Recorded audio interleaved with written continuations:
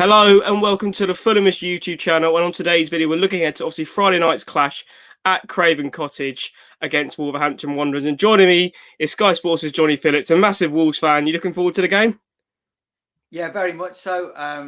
Down the years, Wolves games at Craven Cottage have always been something that our fans have enjoyed. Just because, as much as anything else, Craven Cottage is pretty much one of the best away days. So yeah, always look forward to Fulham, but obviously without fans, it's not quite the same. Yeah, it won't be quite some. Hopefully, it's sooner rather than later with the roadmap that hopefully fans are back in for the last couple of games of the season, and hopefully full stadia going into next season. You know, from an outside perspective, looking at Wolves this season, it's an odd one because obviously you are sitting 14th, which is a lot lower than you have been in your first two seasons back up in the Premier League. Do you think it is as simple as putting it onto the big injuries you've had, or do you think there's been other underlying issues at the club at the same time? Yeah, I think what you said there is a combination. It's definitely the big injury to Raul Jimenez, because Wolves were flying along when he got injured. But I do think had he stayed fit, the other underlying issues would have crept in.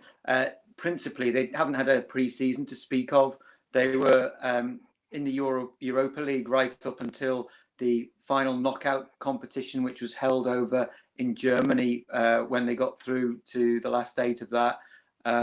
They came back. They didn't really have much of a pre-season. They sold Diogo Jota. They sold Matt Doherty. Big gaping holes that haven't really been replaced. So I do think that would have caught up with them anyway. I think the Jimenez injury has compounded everything and made it really, really hard. But I must admit, I never expected Wolves to have a top half season this time round. I always thought third season in Premier League after two seventh place finishes, it would catch up with them sooner or later, particularly because Nuno operates with such a small squad. You just can't sustain that.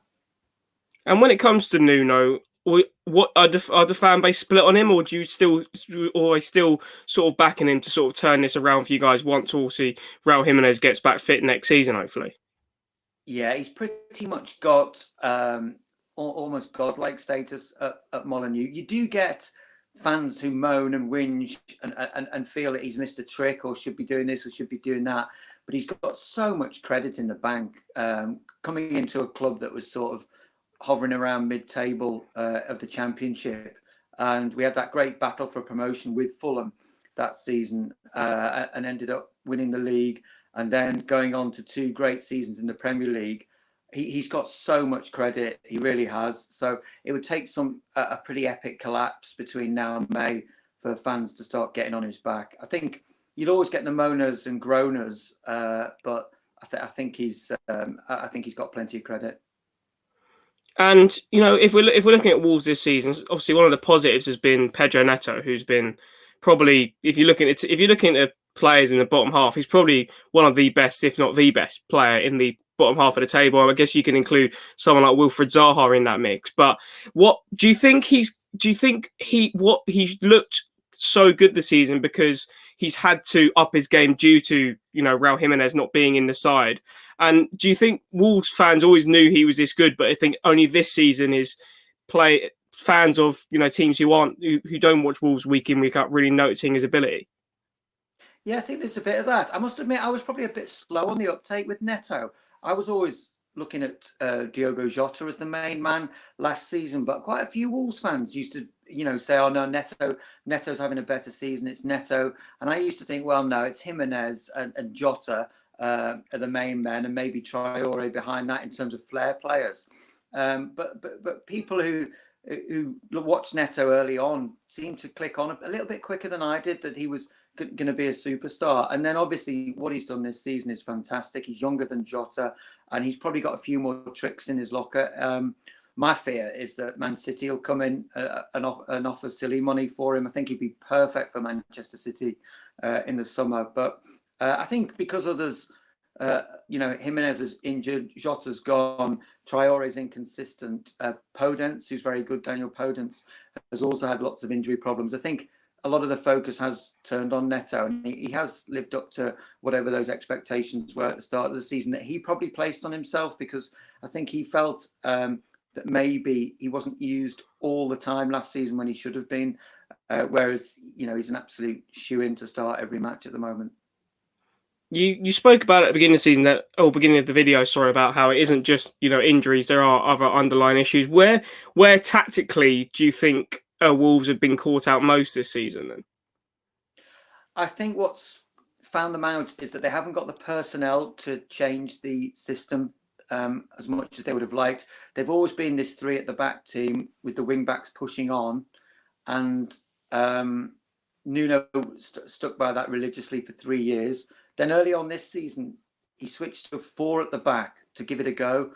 And I spoke to a couple of the coaching staff, and they said at no stage had they even sort of messed around on the training ground with four at the back. It hadn't been done in pre-season. It had never been done down the age groups. It had always been three at the back. And then he suddenly switched to four, which would have had no more than a week or so's work on it. I can see why he did it, because the players he now has, like Semedo and Marçal at fullback, are more natural in a four than wing backs pushing on or in a three. But what he's found out that he hasn't really got the two solid natural centre halves to play for at the back. And I think as a result, Wolves have become, as you may have seen against West Ham, quite weak central defensively. Conor Coady's a sweeper. He's not a natural two-man central defender. Willy Bowley's been injured quite a bit. So I think that's where they've suffered. I think they haven't got the personnel to make the changes at the back that they have made. I think further up and in midfield, things are okay. They probably need slightly more strength in midfield now that João Moutinho is getting on a bit. He's 34. But I think at the back, they've probably been caught out with the changes of system. We obviously speak about Conor Coady, and obviously we see it for England. If England are going to play a back three, Conor Coady is probably going to be a quite crucial part of that. But if you're looking at a back four, he's not going to get in with a shout. You'd probably say if it's in with a back four, you probably have Mings, Stones, and Maguire all ahead of him. But when it comes to a back three or back five, he's probably one of the ones you'd have him in there, just because of how he's been playing that system for Wolves for so long. And another player you mentioned before was obviously Adama Traore.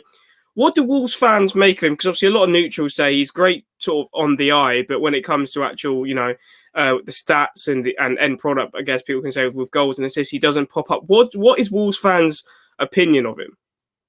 I think it's split, to be brutally honest. I think there are plenty who just don't see the end product enough, and especially when the stats are laid bare like that, they don't see the statistics as being good enough. And then there are many, and I include myself in this bracket, who just love what he does and love the way he runs at players and what he gives Wolves. I think he gives them something different. And I think following your football team is all about having something to enjoy, something to hang your hat on.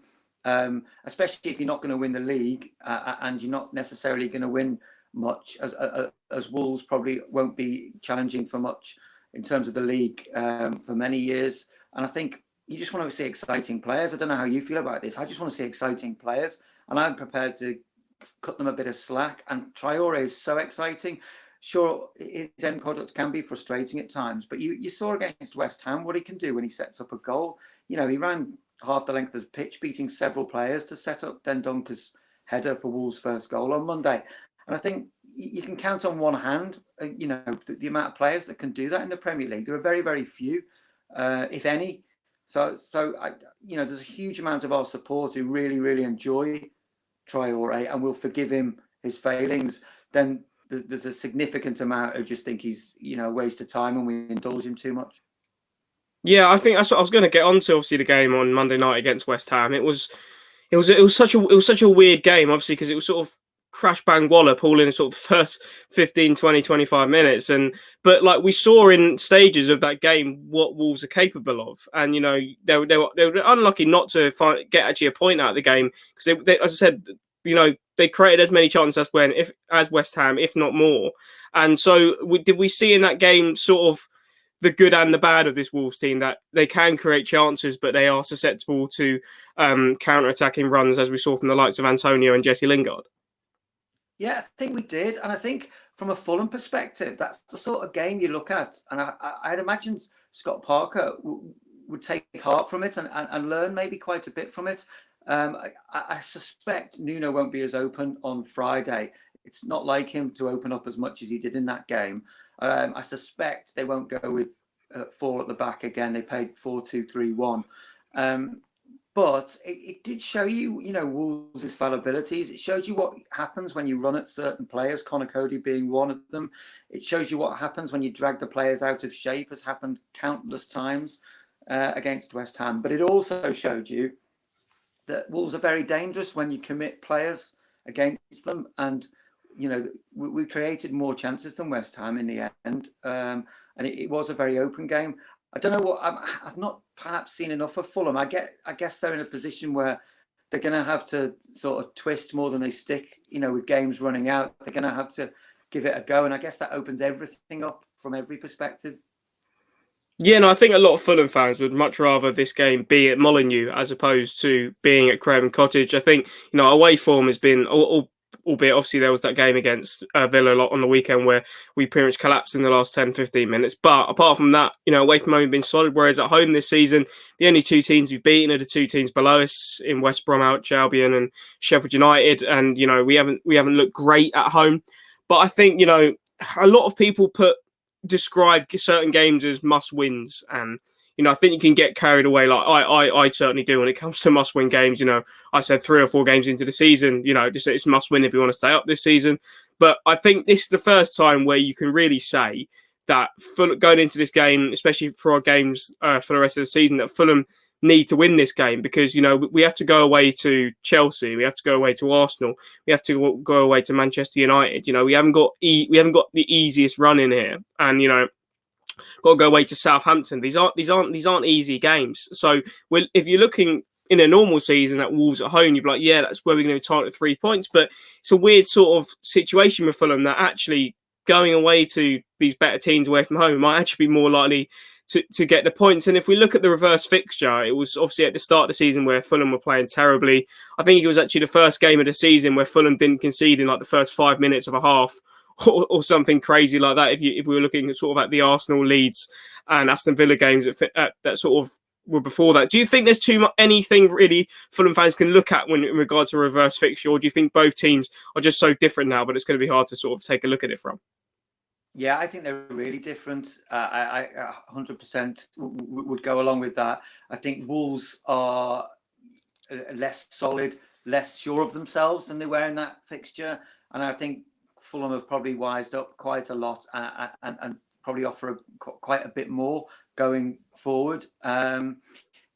Looking from an outsider's perspective on Fulham, they're the team that I've seen a few times, and every time I look, every time I think they're just turning a corner and think this is good, these will be okay, they then throw in a terrible performance or a terrible defeat.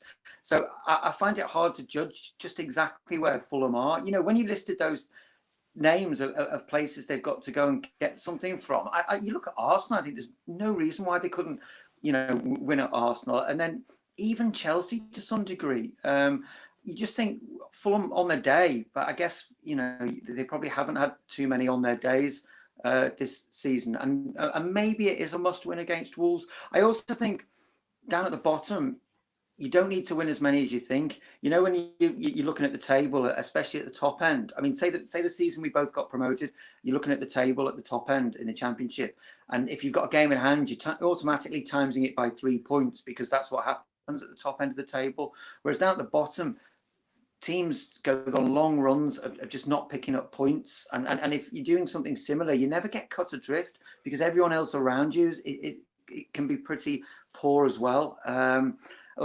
It looks from an outsider's perspective like you've had 1 or 2 really good opportunities to reel Newcastle in and not taking them. But then you look at Newcastle and they're just not getting ahead. They're not getting ahead of anyone. So although it does feel a bit must win against Wolves, I also think your chance isn't gone if you don't win against them. Yeah, I think it is one of those things. I think it's one of the games, if you're looking at our fixtures for the remaining season, fans will be targeting saying that's where 3 points should become. I think each team's going to be looking at, you're going to be wanting 3 victories from the final sort of 8 or 9 games.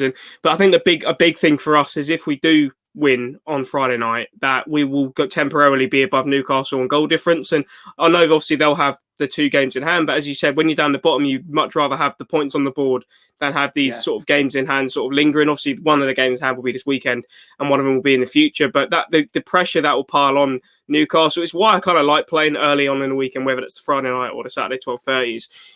One, it doesn't mean you're waiting the entire weekend for your football team to stress you out, but also that you can pull the pressure on the teams above you. And in our case, Newcastle, if we do temporarily go above them with a victory, I think the amount of pressure they'll put on Steve Bruce, and for them to sort of replicate the decent performance they put in against Tottenham on the weekend away at Burnley, which obviously a huge fixture for them, I think it's going to be huge. But we briefly spoke about it. So if we're looking at the West Ham game, which is obviously the most recent one, do you think it is Fulham's sort of counter-attacking, pacey players running at the Wolves' defence, which is going to be the best way for Fulham to get a result here? Definitely, I do think that. I think you can have Joy out wide against Wolves at the moment. In previous years, I wouldn't have said that, but I think there's Joy to be had out wide. I also think that if you can, it's hard to describe that because I've just said to go out wide, but I also think the midfield at Wolves isn't dominating as much as it should at the moment. I think Ruben Neves is in and out of games. Dendoncker is a bit one-paced. He's got a bit of an engine room, but he's a bit one-paced. And João Moutinho is showing his age. So I do think there's a chance to get a grip of the game in the middle of the field. But I do think it's out wide. We've lost Johnny, who's on the left-hand side, who's just a phenomenal wing-back for Wolves. And Ryan Aït-Nouri, his replacement, is just young and positionally naive, I would say. Nelson Semedo on the right back position is a class act and clearly a proper footballer, but again has been found out positionally on more than one occasion. So I'd probably say out wide. I don't know. Is Mitrovic fit as well? Is he? Will he? Yeah. So Mitrovic is back fit. He started against Aston Villa. Obviously, he got 5 goals in 3 games in the international break for Serbia. Is now their all-time record goal scorer, and scored against Villa. And I think that shows you how Mitrovic works as a player. He's such a confidence player. When he's on it, he can score goals for fun. And like there's people who say, "Oh, I don't know if he's Premier League quality." He is Premier League quality. I mean, even when we got embarrassingly relegated 2 years ago, he still scored 13 Premier League goals that season. So it's not like he only scored a few that season. So I think he should. I can't imagine him not playing on Friday night. And if we play sort of a 4-2-3-1 system with the likes of Lookman, Loftus-Cheek and Bobby Reid in behind him. And I think what Scott Barker will probably try and do is get the players drawn into Mitrovic and then to open up the space for our pacey wide players. And do you think that's a effective tactic, as we've been speaking of, for Scott Parker to go with? Yeah, I do. I think Mitrovic bullies Wolves' defence. I think he always gets the better of Wolves' defence. He certainly did in the Championship season. I thought your place, Conor Coady, was really found out against him, and I think Mitrovic on his game would be too much for Wolves. I also Bobby Cordova-Reid has played well for Cardiff against Wolves as well in previous encounters. So I think you've got players in the team who probably look at Wolves. And as players do, they've got opposition they like facing. They've got opposition that they've had success against in the past. And Mitrovic, certainly being a confidence player, I reckon he really, really would fancy it at Craven Cottage against Wolves at this moment in time.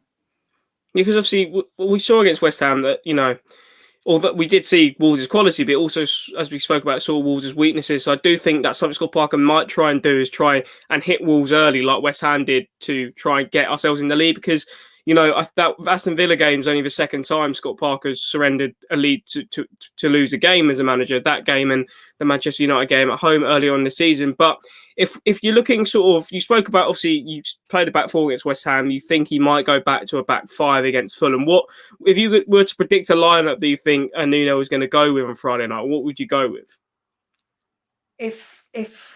Johnny's out, so he'd probably go with Semedo on the right wing back and Ryan Aït-Nouri left wing back, and then it would be 3 of Kilman, Coady, Saiz and Bolly. Now, Bolly's injured. He was out injured at the week against West Ham. If he's fit, he plays. And then it's Coady also plays. And then it's one of Saiz or Max Kilman. I'd probably go with Kilman. if it was down to me. But Saiss has been trusted more recently lately, so they'd be the 5. But again, even though sort of traditionally we've been more safe and more solid with that 3 at the back, we haven't been this season, because particularly down the flanks there've been gaps, and then you'd need two deep sitting midfielders, Dendoncker and Neves probably. So Nuno might look to really shore it up and really kill the game in that sense. It's hard to guess what Wolves are doing at the moment, simply because they've got nothing to play for really. They're not going to get sucked into it down at the bottom, but they're miles away from challenging at the other end of the table. So it's hard to say and hard to second guess what Nuno will do. But I would be, if he does go with 4 again at the back, it will be interesting given how open they were against West Ham.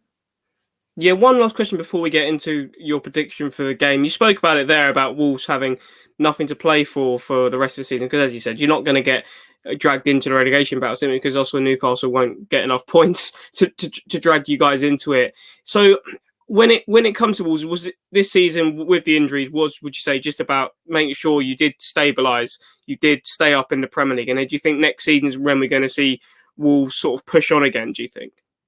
I'd hope so. I mean, I think it's been a shocking season, just all around in general for football fans. Nuno's been estranged from his family, as have a lot of players. Ruben Neves had to FaceTime his wife just after she'd given birth on the back of the bus, went on the way back from a Crystal Palace match. A lot of our overseas players and our overseas management just haven't seen their families, and it's really affected them. They've really suffered from it. There's been no fans in the ground, as we've all had, and it's felt like a real slog for Wolves this season. After all the joy of last season's European run, it feels like the life has been sort of sucked out of the team and sucked out of the fan base. And I've not enjoyed this season one little bit. So I think it is a case of just going again in the summer, getting a huge pre-season. Nuno does all his good work in pre-season. We didn't have a pre-season, and just starting again. I mean, if the season could end tomorrow for Wolves, everyone of the players and management undoubtedly will ask it to end tomorrow. There's no joy left in it for them. And as I said, one last question, Johnny. If I can push you for a score prediction for the game, what are you going to go with? Oh, they always make you look at mug score predictions, don't they? Yeah. But, let's have a think. 1-1. I'd say 1-1. And if I had to hang my hat on a winner, I'd say Fulham.